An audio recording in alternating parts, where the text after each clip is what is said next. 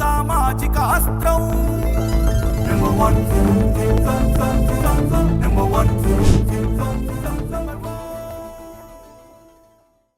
Welcome to number 1 news. నేను నందిని. జమ్మూ కాశ్మీర్ ప్రజల 100 ఏళ్ల కలను ప్రధాని నరేంద్ర మోదీ నిజం చేయనున్నారు.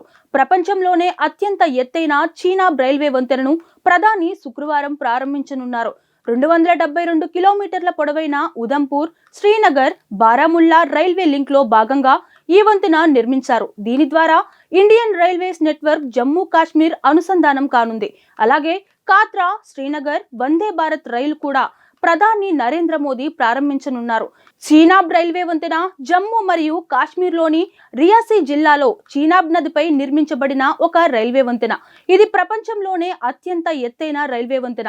నదీ గర్భం నుండి 359 మీటర్ల 1178 అడుగులు ఎత్తులో ఉంది. ఈ వంతెన 2022లో నిర్మాణం ప్రారంభించారు. ఇది ఉదంపూర్ నుండి బారాముల్లా వరకు 272 కిలోమీటర్ల రైలు మార్గంలో ఒక భాగం. ప్రపంచంలోనే అత్యంత ఎత్తైన రైల్వే వంతెనగా గుర్తింపు పొందింది. వంతెన నిర్మాణం ఒక అద్భుతమైన ఇంజనీరింగ్ విశేషంగా పరిగణించబడుతోంది. కష్టమైన పర్వత ప్రాంతంలో చీనాబ్ రైల్వే వంతెనను నిర్మించారు. ఈ వంతెన భూకంపాలు మరియు పేలుళ్లను తట్టుకునే విధంగా రూపొందించబడింది.